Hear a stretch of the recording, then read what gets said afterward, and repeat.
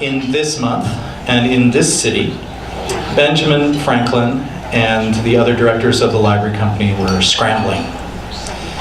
4 months earlier, in July, they had approved a document that formed the original association of the library company. But in order for for Franklin's idea of this library company to work, they needed 50 people to put down 40 shillings. Philadelphia was a city of about 12,000 people in 1731, and Franklin needed to find 50 people who would put down 40 shillings to start this sort of book buying co-op, we might call it, this company which had never been tried before. On November 8th, finally on November 8th at the Bear Tavern, they got the 50th pledge. Where's Rachel Hammer? It was a pledge that finished it, and then they spent the next 6 months trying to collect on all the pledges. But on November 8th, which we sometimes mark as the birthday of the library company, they received the 50th pledge that allowed the library company idea to work. I've been thinking a lot about those 40 shillings. Sometimes when people ask me, like, how old is the library company? And I say, it's so old, we were founded with shillings. 40 shillings. First question about 40 shillings, why doesn't anyone ever say 2 pounds? We always say 40 shillings, no one ever says 2 pounds. But I think, about that moment when Franklin's young artificers reached into their pocket or reached for a pen and agreed that they were going to commit 40 shillings to this venture. I also think it was probably good that a lot of this solicitation was being done in taverns at the time. Bear Tavern, other taverns. I started to think the other day that across Philadelphia there must have been a lot of surprised spouses, the next day. You imagine the guy waking up and saying, honey, I talked to Ben Franklin, he has this great idea. I'm going to give him 40 shillings to start it. You're going to give Franklin how much? 40 shillings for what? Why are you doing that? This was a new idea. It took a lot of courage. It was a lot of money. I think a lot about what that meant for people, what they thought they were getting when they put the 40 shillings down on the table, what that was for. What they were giving money for, of course, was to learn. They were giving money for a learning opportunity. They were giving money to learn from each other, to learn from the books they were going to buy. They thought that was a good investment. They were giving money to form a learning community or to sustain one. And that's what we still have. I've been telling people sometimes that the library company didn't start as a library. It started as a learning community. It started as a group of people who wanted to get together to share information, to learn from each other, to learn what was going on in Philadelphia. The library was built as an accessory to that primary goal of learning from each other and forming a learning community.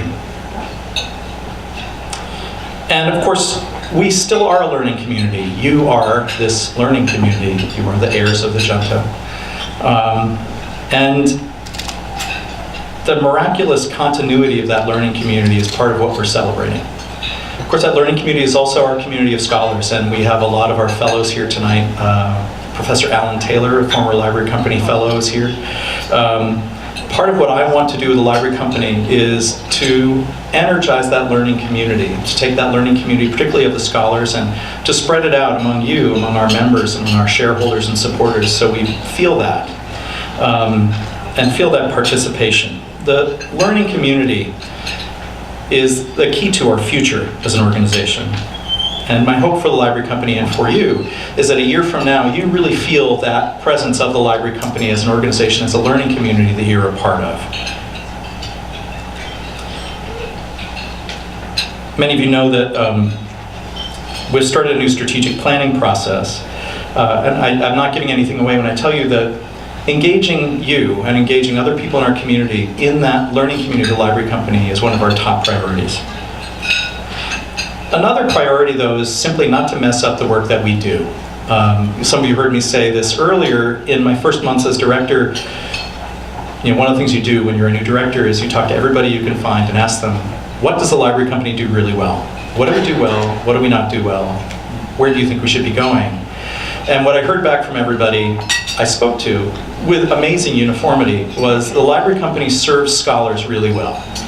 You serve scholars with your fellowships, with a cassette house, with the way you convene scholars and bring them together, with that community that you build. You do that really well. And one of our, more than anything else, so serving scholars well means our staff, and that's why I wanted to toast our staff earlier tonight, because when you really scratch the surface and say, what does it mean to be served well? It means, well, you know, Connie King showed me this thing I never knew about before. Jim Green, Sarah Weatherwax, Erica Piola, a lot of the folks who are here with you tonight are heroes in our scholarly community for the work that they do in helping to guide people through our collection. And that is who we are. We're a research organization. And the best scholars of early American history work in our reading room and pass through our doors. Two, and actually several more of them, there are a bunch of them here tonight. Many of you are seated with fellows. I encourage you to talk to them about their work. And part of what I want to do too is to make sure that our membership and our shareholders learn more about the amazing work that goes on with the library company. So often I find that people who've been affiliated with the library company for many years don't have a strong sense of the level of scholarship and the interesting scholarship that's going on. Tonight, Professor Taylor will give you a great example of that, but there will be more. The third priority, though, is related to the last one. As a research library, our customers are, many of them, academics, historians, literary scholars, cultural scholars, professors, graduate students.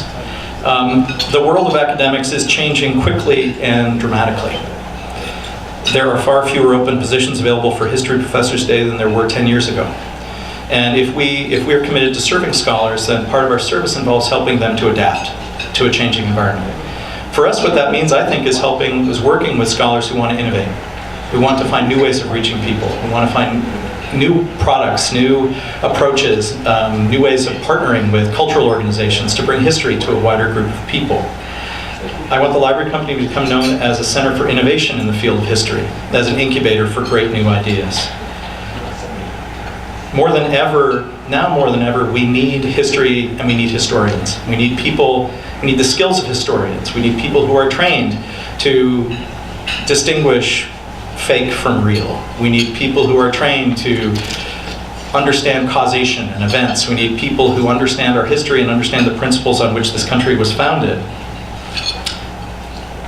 There's a lot of work for us to do there. There's a lot of work to do to connect the scholarly work that happens at the library company to a broader audience. But your support, your help, your being a member of that community advances that. So I want to thank you all for being here tonight. I want to thank you for putting your 40 shillings down. I look forward to working with you. And I hope you have a great evening. I'm especially thankful to my board chair, Hal Rosenberg, for the support he has given me over the last 9 months, not to mention the many years he has supported this organization before that. To me, Hal represents the perfect successor to the founding members of this organization. Not a professional scholar, but more widely read than most. An avid reader, an avid collector, deeply passionate and knowledgeable about history, but also dedicated to the good of the community. So it's my pleasure to introduce Howell.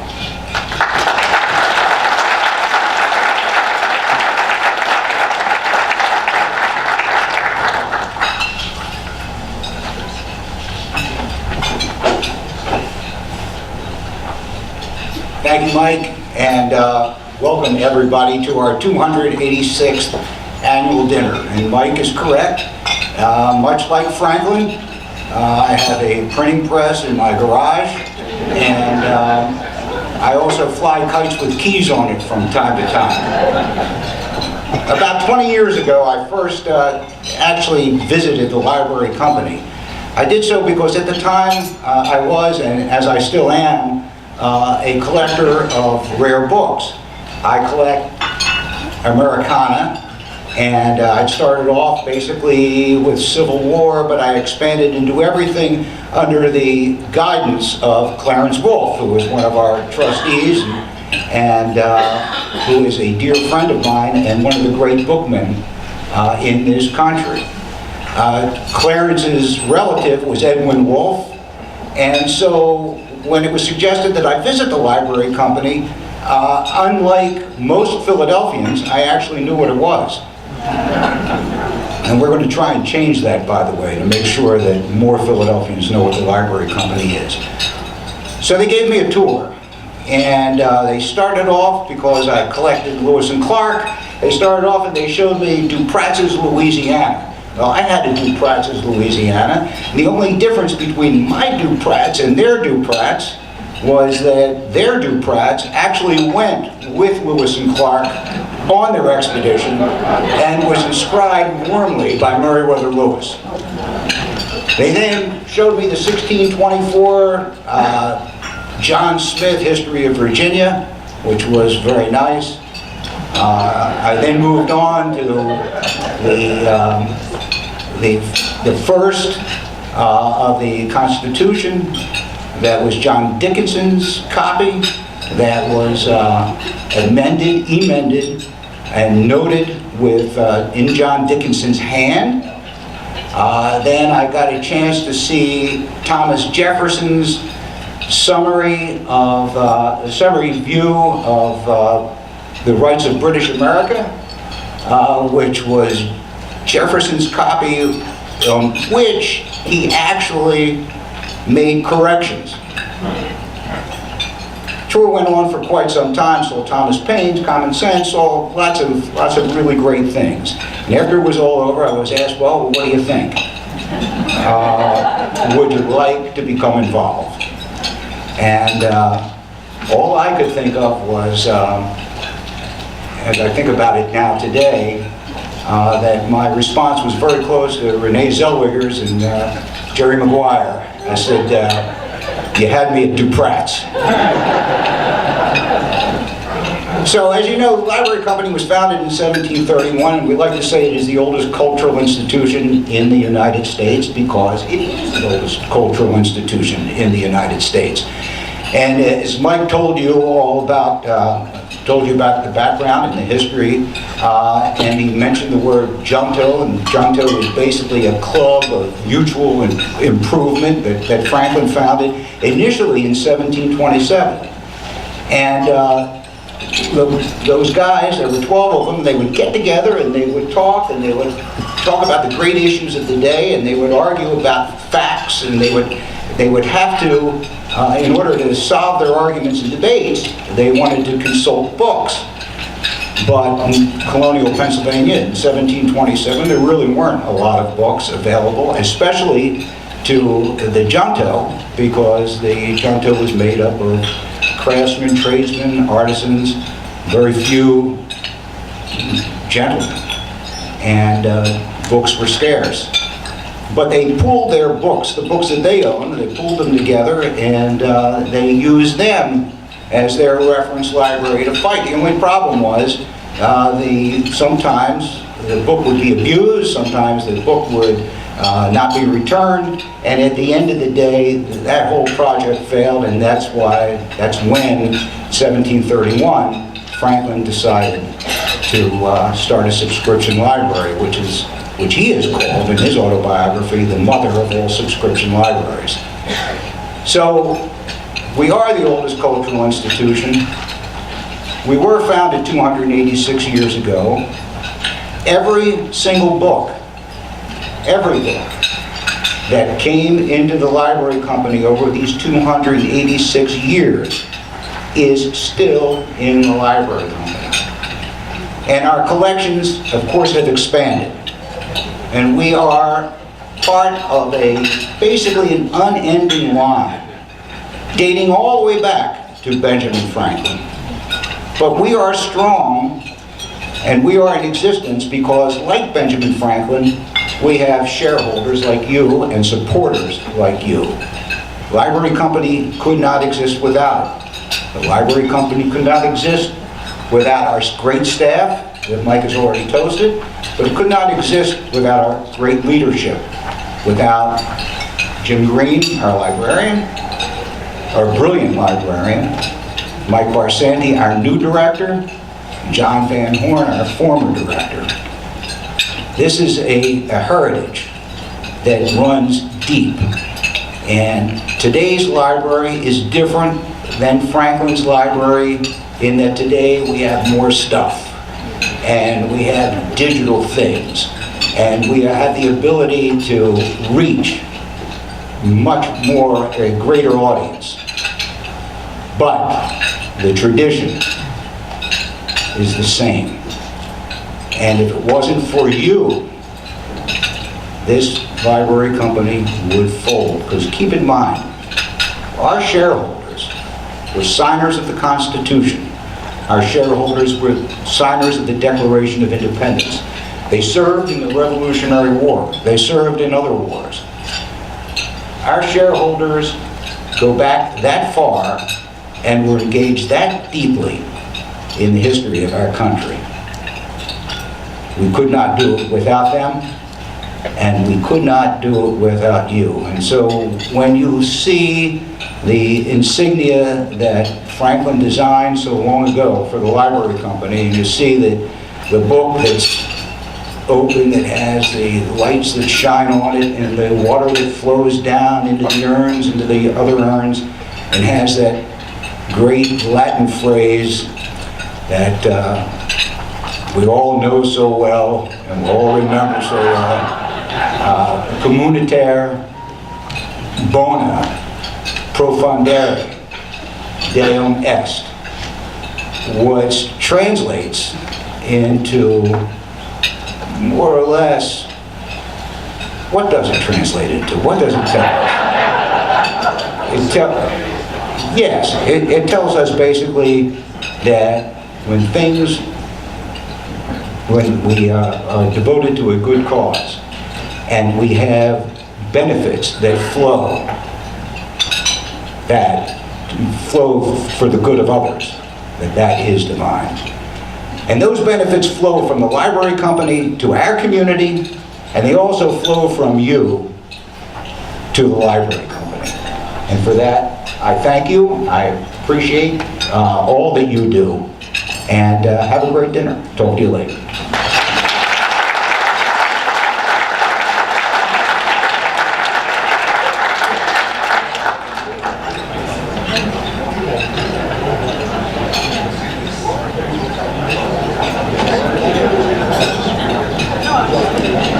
Thank you, Hal, for that.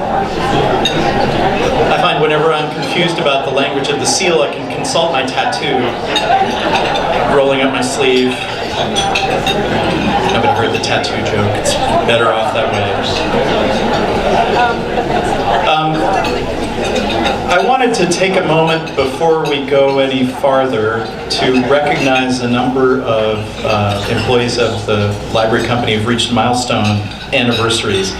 One of the things that makes the library company a really special place is the staff. I've said it now several times, but over half the members, when I was interviewing for this position, one of the things people would tell me several times is, that over half of the staff have been there for over 20 years. The longevity of our staff is remarkable, which I think is a testament to their commitment to the organization, of course, but it also speaks to their knowledge of the collection and their commitment to the mission of the organization. So tonight we're honoring two of our staff who have their 20-year anniversaries this year, which is just remarkable in and of itself. The first person I wanted to recognize, I will ask her to stand. They're both hers. I'll ask them to stand after I say a few words, so you don't have to stand up and while being embarrassed with praise. Erica Piola, who I've been sitting here looking to. Erica Piola, our Associate Curator of Prints and Photographs and the Co-Director of the Visual Culture Program. As with many things at the library company, Erica's title kind of belies the enormous importance that she has to this organization. Her experience, I feel like Erica's experience has sort of two different areas for me that I think a lot about. One is an extraordinary depth of knowledge about our prints and photographs collection. One of Erica's great accomplishments to date is her curation and her work on the catalog of Philadelphia in stone, on stone, thank you, it's lithography, on is important, not in Philadelphia on Stone, which is just a remarkable book. It is impossible to imagine anything further could be said about the evolution of commercial lithography in Philadelphia than what Erica's work has done. But also, Erica's work brings a breadth of knowledge and an openness to approaches to our collections that I think is signaled by her work as co-director of UCP on the exhibition Common Touch, which was an exhibition of some of our materials, sort of historical materials for the visually impaired, but that was a project that involved an artist in residence, Teresa Janes. And Erica and Rachel D'Agostino worked together on that project, but Erica has brought an enormous amount of her intelligent project management openness to that work. So Erica has been an enormously valuable employee. Employee doesn't really capture the word, but and also I'm just grateful she works for us. Please recognize Erica and the 20 years.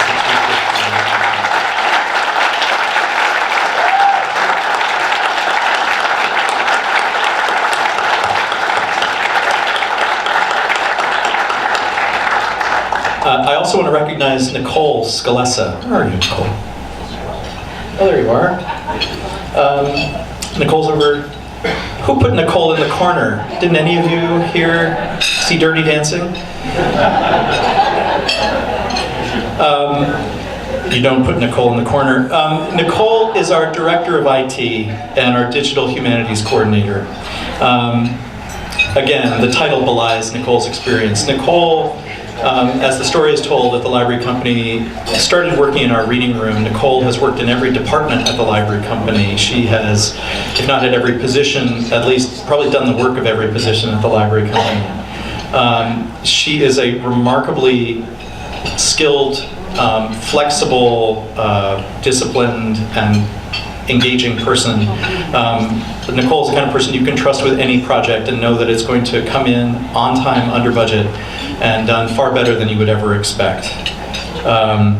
She has, starting from a career as an assistant in the reading room, has now rebuilt our website, has rebuilt our whole digital image process and archiving process, and it's just a remarkable person. And the Library Company is, again, extraordinarily fortunate to have her and to have had the work that she has done for us over the last 20 years. So please recognize Nicole.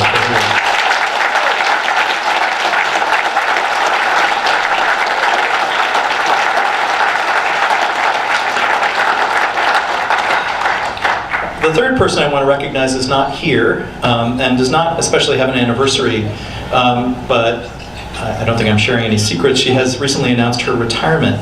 Holly Phelps, our chief of cataloging, has announced her retirement for the end of December.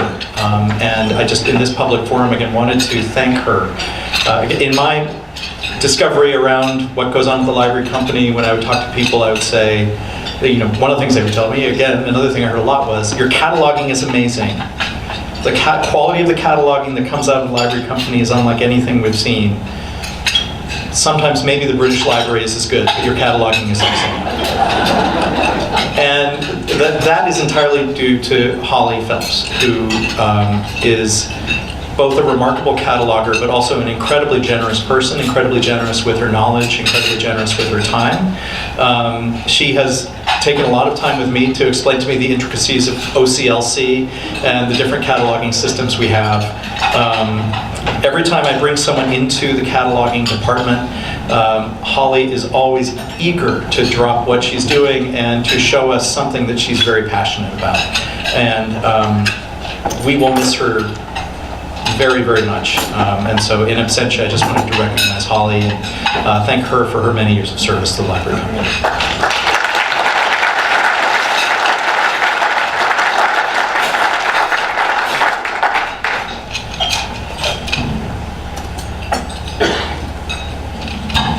It's hard to get me away from a microphone. So I believe we will be, I'm trying to find Rachel.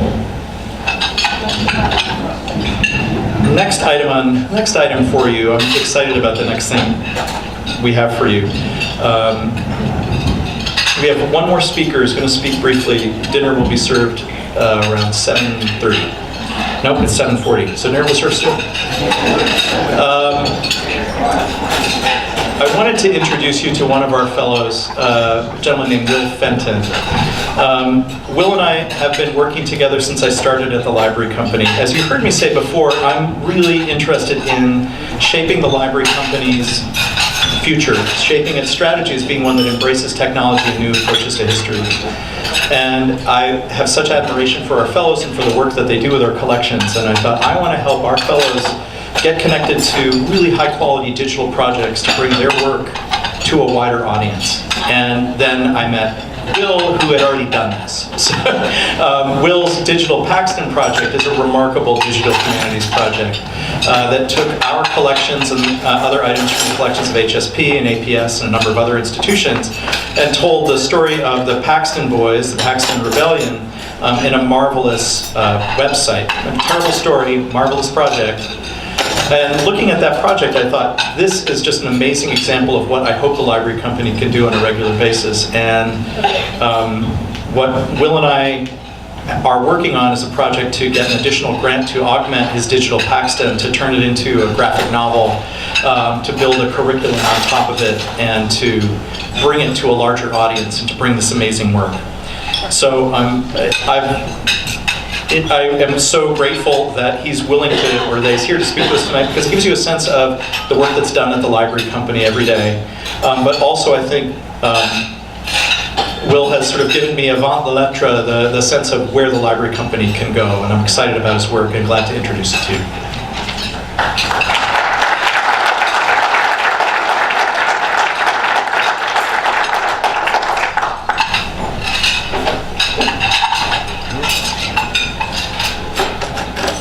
Hello. Am I fully audible here? Okay, excellent. Thank you so much for the generous introduction, Michael. It's an honor to be here and a privilege to speak on behalf of my fellowship and an experience that was as rich for me as it is for a lot of the other fellows, and it wouldn't be possible without your generosity. So it's an honor to be here. So I came to the library company to use the institution's superb rare print materials. The collections of political cartoons, of antebellum newspapers, and nativist literature have supported research that really spans my dissertation. And like many of you, I suspect I was drawn to the library company because of its rich history and its rich historical artifacts. What I discovered during my fellowship at the library company was its vital present. It's, number one, an incubator of scholarly community. Number two, a hub of technological innovation. And number three, a platform for public engagement. At the center of the library's community, I think, is really the Cassatt House, which isn't just a fellow's residence, but really sort of a figurative water cooler around which fellows meet and share opportunities and work through ideas. For example, last spring I organized a Du Bois reading group with an anthropologist at Temple, and the Cassatt conference room on the second floor accommodated an improbable mix of scholars and activists and local community leaders. And we ultimately closed that reading group with an exhibition of the library company's rich Du Bois rare book holdings and a seminar led by Lehigh University's James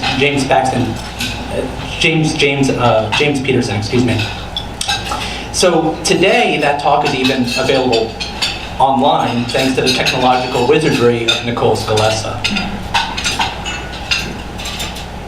That technical expertise has opened up my dissertation, and really hopefully to the benefit of others. I've discovered one of the central context of my project, the Paxton Massacre of 1763, during an early research trip to the library company. And yet, when I returned to my home institution, Fordham University in New York, I discovered how difficult it was to study this incident and the ensuing pamphlet war with the existing scholarly editions, John Dunbar's 60-year-old but wonderful edition of the Paxton Papers. So to support my research and that of others, I proposed a sort of 21st century Paxton Papers. And the idea would be to digitize the library company's pamphlets as well as all of these other rich visual materials that scholars often overlook. That includes manuscripts and artwork and broadsides and, of course, those political cartoons. It was a fairly bold proposition from somebody who had just come into the library company, and I very much expected rejection. Instead, Jim Green, Nicole Scalessa, Conchetta Barbera, and many, many others supported me every step of the process. I learned far more about metadata and digitization than I ever dreamed or even really wanted to know. And with the backing of the library company, I was able to persuade other libraries, archives, cultural institutions to contribute to the project. Today, all of those resources are freely available at digitalpaxton.org. You see it right here. And that includes more than 1,600 print quality images from half a dozen institutions across Pennsylvania, educational materials, and scholarly essays written by leading historians and literary scholars. As I hope this project makes self-evident, I really see the digital humanities as public humanities. So public engagement is easy to talk about, but a lot less easy to do. Graduate training makes us subject area specialists, and with specialization, it can be difficult to translate the value, ethics, and urgency of our research to a larger public. So to launch Digital Paxton last April, I asked to create a public exhibition at the library company. And once again, I braced for rejection. In fact, had I known all the work that lay ahead of me, I might have welcomed it. And yet, producing that exhibition was one of the most rewarding projects I've undertaken in graduate school. I learned how to select and juxtapose materials. I learned how to secure items from other institutions. And perhaps most importantly, I learned how to curtail my context. As I think Jim put it best, he said, you're trying to put a book on the wall, which was useful counsel. So my exhibition would have been a failure without the patience, the expertise, and the generosity of Jim Green and Jennifer Rosner. Today, it lives on in Digital Paxton. I've been fortunate enough to work at several institutions on several research fellowships. Each has made me a better scholar. My fellowship at Library Company made me a better scholar, but it also made me a better humanist. I left my year with a clearer sense of my project and my methodology. I also left with a more idealistic sense of what an archive can be. As an institution for scholarly research, a vehicle for social justice, and a platform for restoring some much-needed middle ground. Thank you for your generosity.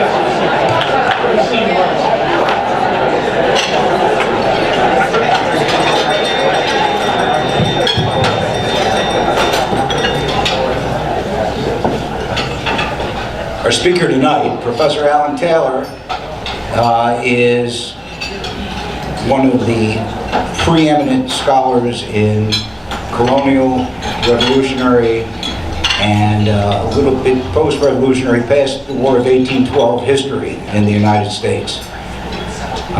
Professor Taylor graduated Colby College in 1977, and then he got some very difficult gig that nobody even knows how to get, which is doing some historical research in the Virgin Islands from 1977 and 1979, and that one I didn't get. But it sounded like a pretty good gig to me. In 1986, he received his PhD from Brandeis, and then he went on to teach history at Boston University, and in 1994 became a professor at the University of California, Davis, UC Davis. He stayed there until 2014, and in 2014 he was named the Thomas Jefferson Memorial something Professor Foundation. Thomas Jefferson Memorial Foundation Professor of History at the University of Virginia. Only the fourth person to be so honored. The first one was honored in 1958. It was Dumas Malone, who wrote the 6-volume history of Thomas Jefferson that we're so familiar with. After that, it was Merle Pearson, who was a Jefferson scholar, whose books I'm familiar with. This guy, Onuf, I do not know. And, but then Professor Taylor got this incredible honor. He is, in 2016, he was elected to the American Academy of Arts and Sciences, and he has won several magnificent teaching awards. I believe that he is back from being a visiting professor at the University of Oxford, and although he did not detect any English accent at all, so I don't know where the Oxford was. And but I bury the lead. He's the author of 8 spectacular books. And also in 1990, he was a fellow of the Library Company of Philadelphia, where he was doing research on his first Pulitzer Prize and Bancroft Prize winning book, William Cooper's Town. An absolutely spectacular book. If you're not familiar with Dr. Taylor's work, I recommend it to you. I commend it to you highly. It's an absolutely spectacular piece of work, and more than anything else, it enables you to never have to actually read anything written by James Fenimore Cooper, because he's read it for you, he's explained why it's important, and having tried to read Cooper, I can tell you that Professor Taylor's rendition is far more interesting and far more readable. In 2014, he won his second Pulitzer for The Internal Enemy, and that was also nominated for the National Book Award. His work on the War of 1812, his work on colonial America, it has just been highly praised and recognized by scholars throughout our country. And in fact, I noted that a scholar with perhaps a tinge of envy said that the way this guy writes, now I'm paraphrasing, the scholar didn't say it exactly this way, but the way this guy writes, he is extremely prolific. He masters all of the existing literature. He masters all of the archival material. He seeks out all the primary sources, and I just clasp my hands and pray that what I read is derivative, and it never is.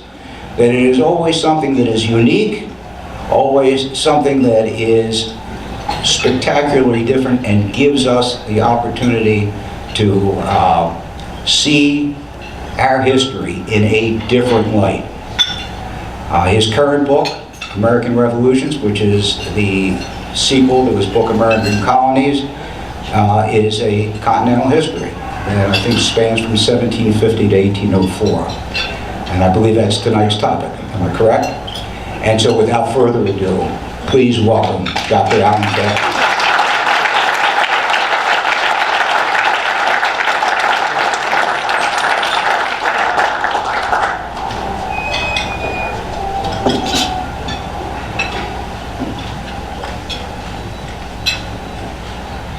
Okay, thank you. Oh, thank you, Hal, for that very kind introduction. I have a lot of people to thank. I have been coming to Philadelphia over the years since 1990. It has always been a wonderfully rewarding place to be. When I got the Pulitzer for Internal Enemy, I was here in Philadelphia at the time. I'm grateful to Jim Green for an old friend, and he has been immensely helpful to me in my career, and it was his idea to invite me to speak to you tonight. Also grateful to Michael Barsandi and Rachel Hammer for all of their help in the arrangements. Now, one of the things you do as a fellow here is that you make contact with other fellows.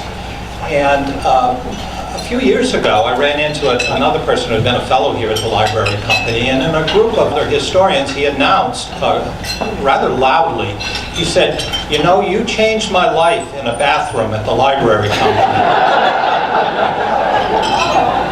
And I wanted him to explain that very quickly. And he said, well, I mentioned to you the project I was working on, and you mentioned that somebody else was just about to publish a book on the topic, so I changed my topic, and that changed my life. Now, I want to reassure you that I can agree that my life was changed as a fellow here at the library company, but it was in the reading room.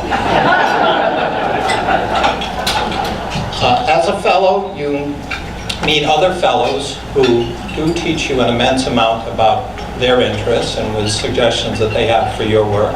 You work with a fabulous collection, and best of all, you work with one of the most spectacular staffs of any cultural institution in the world.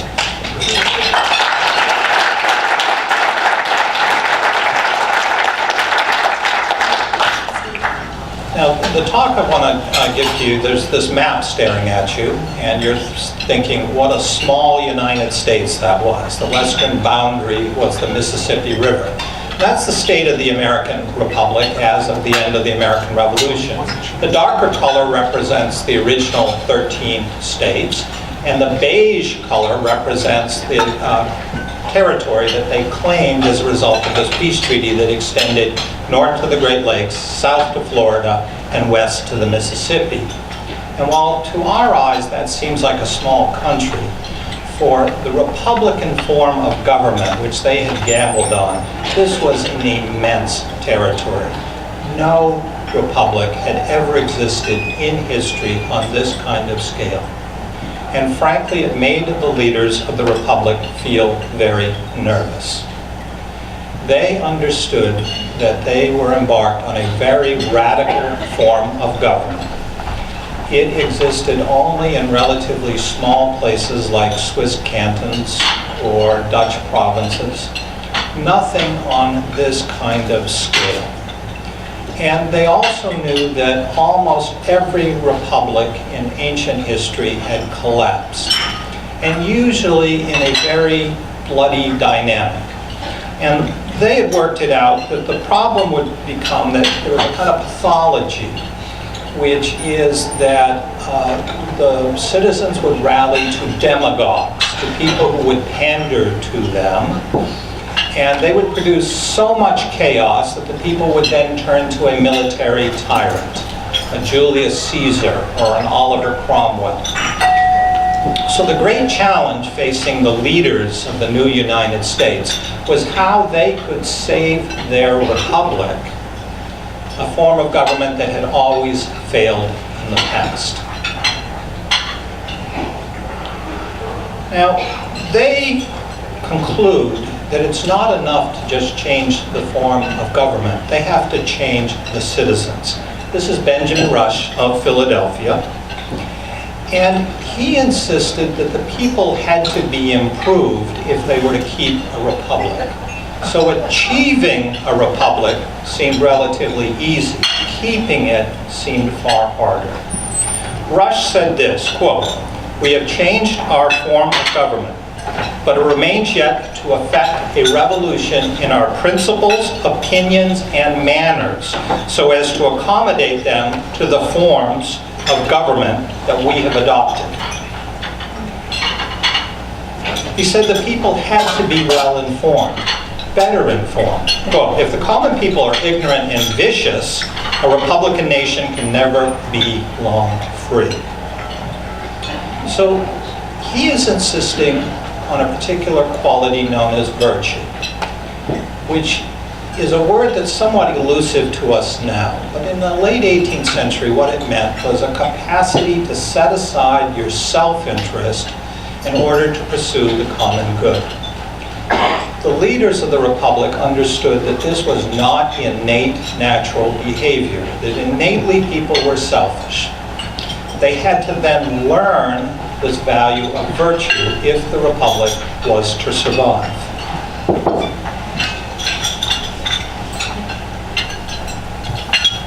There we go. They believed that it was easy for a monarchy to survive.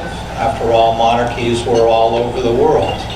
That they could get by intimidating people and by dazzling them with ceremony and show. Here we have George III in his coronation robes. They thought it was far more difficult to sustain a republic, which relies upon a broad citizenry.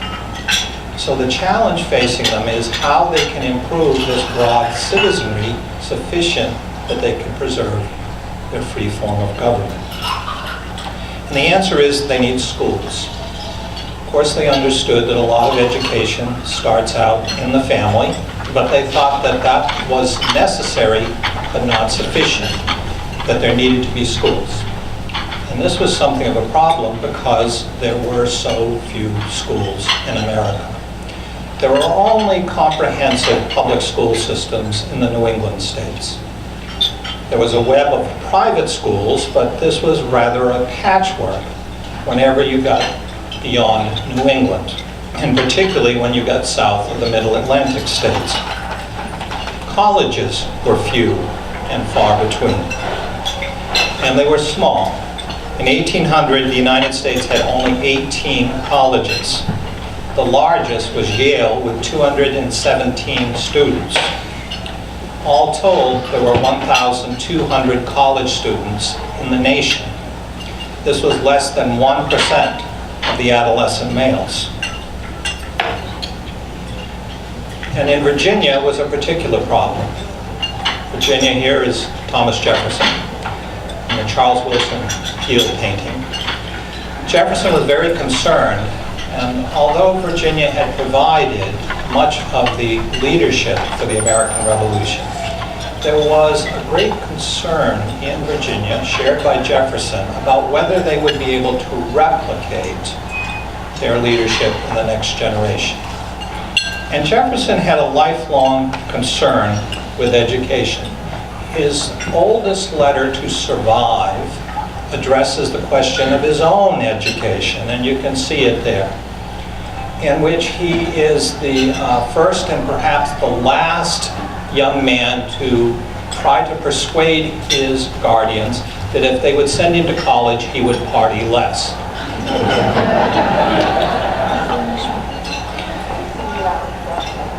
He went to the College of William and Mary, which was the only college in colonial Virginia. Indeed, it was the only college south of Princeton in the colonial era. And it turns out he wasn't entirely studious while he was there. He recalled later, quote, "the regular annual riots and battles between the students of William and Mary with the town boys before the Revolution," and here's a Latin phrase, so Hal, can you help me out here? No. I had to look it up too. So. Quorum pars fui, and that means of which I was one. So this is Jefferson saying that back when I was a student, I was part of these regular annual town gown riots. And indeed, the greatest riot in the history of the Colonial College occurred in Jefferson's second year as a student in July of 1761. The clash began when some students were attending church in the parish church, and they were sitting in the gallery up overhead where the townspeople were down below. The students became bored, so they started spitting and even urinating on the townspeople in the pews below. Now, I know we live in the age of alternative facts, but I am not saying Jefferson was the one doing it. They were chased out of the church by the angry villagers. The students then felt insulted, so they retreated to the college, took up sticks. They recruited 2 professors to help lead them, who were armed with a cutlass and pistol. They went back into the town and attacked the young men of the town who broke and fled. The victors then retreated to the college with 2 prisoners, 2 young apprentices, whom they stripped and whipped while the collegians drank, quote, bumbo and Madeira.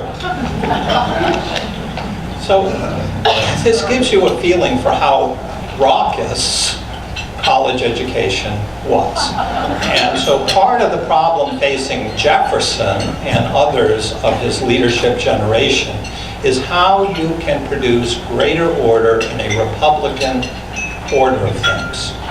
Because you cannot afford this kind of disturbance, they believed, in a new Republican regime.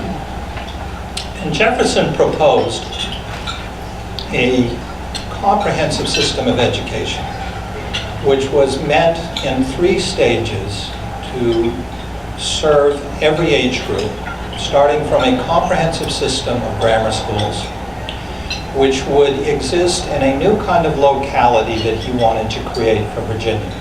Virginia did not have towns in the way that New England did.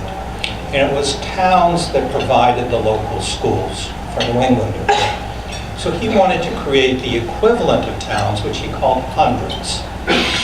And this meant subdividing the counties of Virginia, and it was the counties that provided local governance. And they were run by self-perpetuating oligarchies that were reluctant to give up their power. So Jefferson's proposal is something that's extremely radical, to subdivide the counties and relocate much of the authority to these new hundreds, each of which is to sustain a school. And then the graduates from those schools, if they could afford it, would go on to a county academy, equivalent of a high school. And he also provided that the very best student in each of these local schools would receive a scholarship to attend the local academy. And then the very best charity student at one of these academies would qualify for a scholarship to go to the highest level of the system, which for him was to be a new university, which he initially thought would be the College of William and Mary. Now, Jefferson, in setting up this system, he has 2 goals in mind. One is he wants a broad education sufficient to enable common people to determine who they should elect, who they should trust. That unless you had well-informed voters, they would choose the wrong sort of people.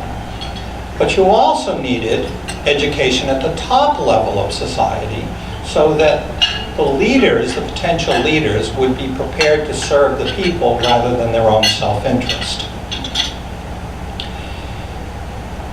He wrote, quote, "Worth and genius should be sought out from every condition of life and completely prepared by education for defeating the competition of wealth and birth for public trust."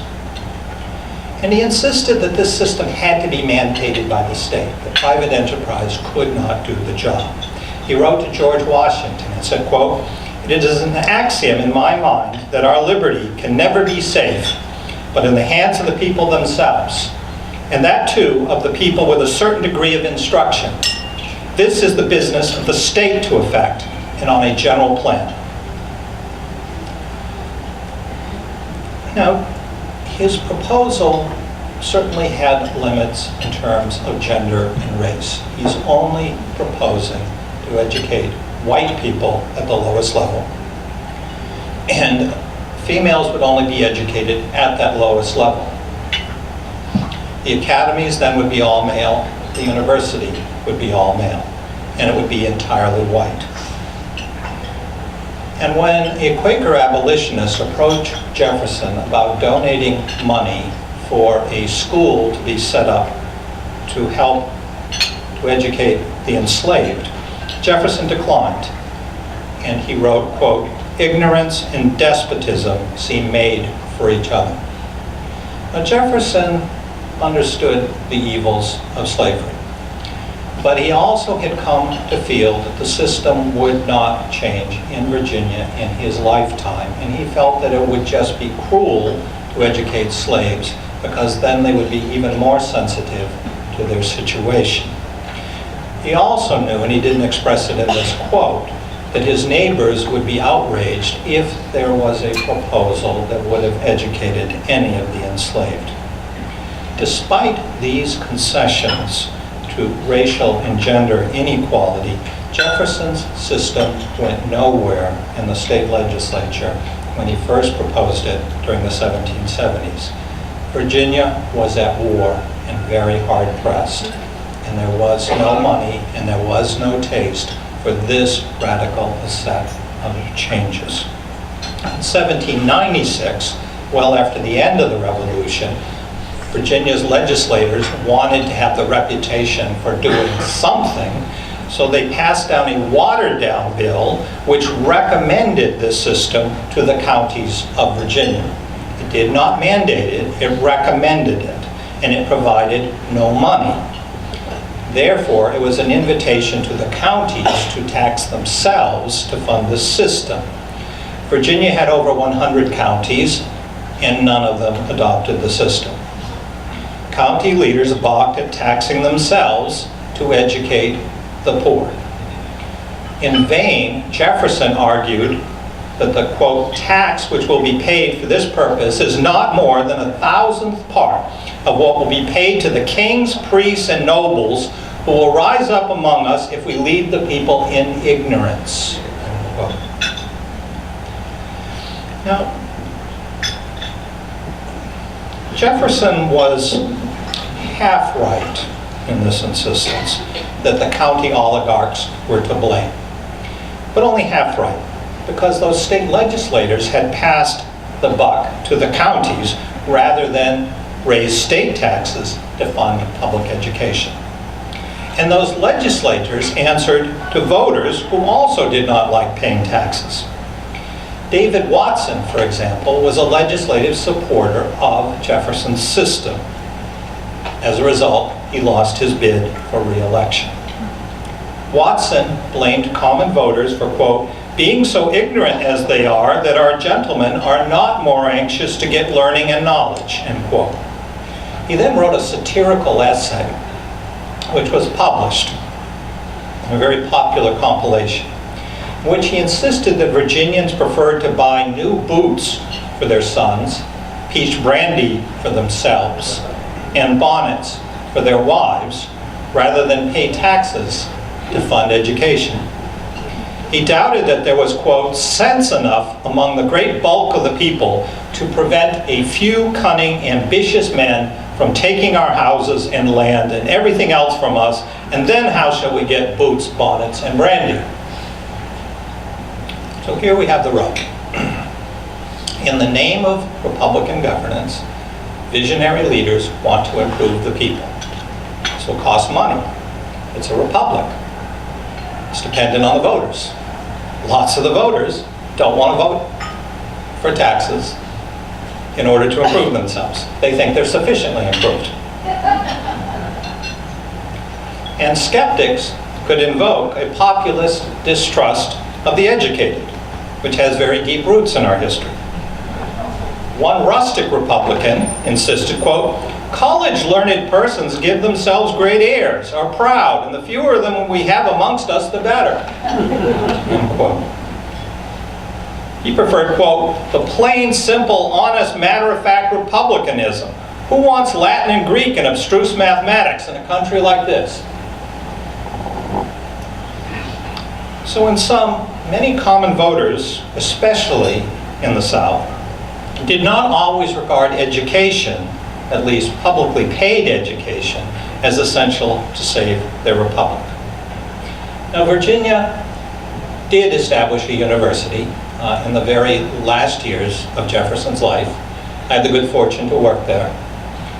And this is a woodcut, an engraving rather, which shows the early University of Virginia with its central building, the famous rotunda. The scale is a bit off. The lawn is not quite that narrow between the two wings. Of course, it's famously designed by Jefferson. It cost an immense amount of money for the time, over $300,000 to build. So it is something of Jefferson's political genius that he manages to maneuver in a way that gets the taxpayers of Virginia to pay for this extraordinary set of edifices. But by doing so, he exhausted all of the funds available for any form of public education in these years, and so there's virtually nothing done in the way of public education at the lower levels. It's not until Reconstruction in the late 1860s that Virginia will adopt a comprehensive public education program at the lowest levels. Now, just to come to the conclusion, which is, it's in the later 19th century and in the 20th century that education became widely accessible in a way that was not the case earlier in our history. This growth reflected an economic transformation as most Americans leave the farm and they want their children prepared to work in industry, in government bureaucracies, commercial services, and the professions. And they understand they're not going to learn these things at home. And until relatively late in the 20th century, voters supported increased investment in education as a political priority, including in higher education. So higher education went from educating about 1% of males in 1900 to nearly 50% by 1980. But this shift there was also a shift in the justification for education that's come about by and large. Education gradually became redefined as an economic good rather than a political one. The proponents of higher education increasingly promised economic growth rather than political virtue as the prime goal of education. This shift to an economic justification for education has led to its redefinition as an individual benefit rather than as a public good. And even the defenders of public education, particularly public higher education, have to operate in this vein. For example, last year a New York Times columnist wrote, quote, "A typical college graduate can expect to make over $500,000 more than a non-graduate over a lifetime."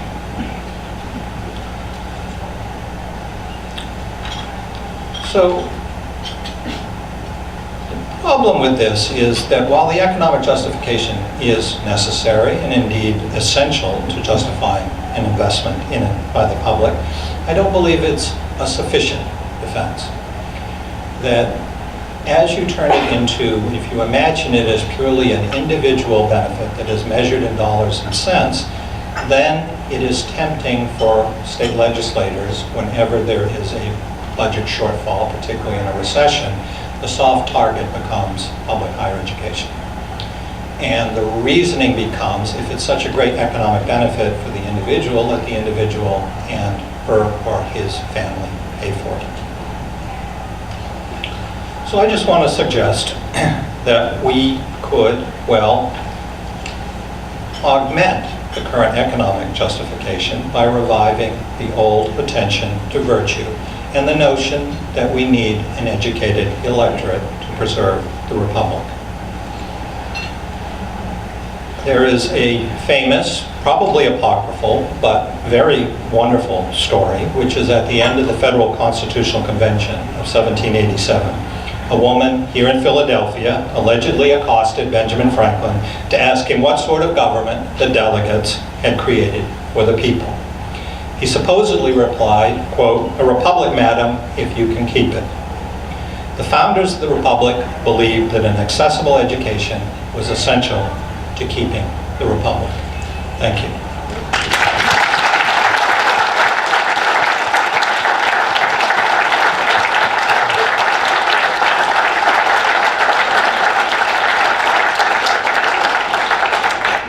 Should I take questions? Yes. Yes, okay. Then you've got the first one. No, you didn't want the question. You want somebody else to ask it. Do you want to call on somebody? No. Okay, volunteers. Clarence, where is Clarence? Why, does he always have a question? Go ahead.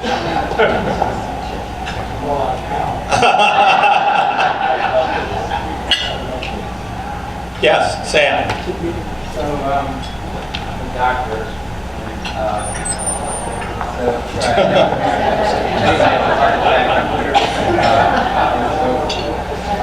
In theory, I'm a doctor too. But nobody probably wants to have a heart attack on my watch.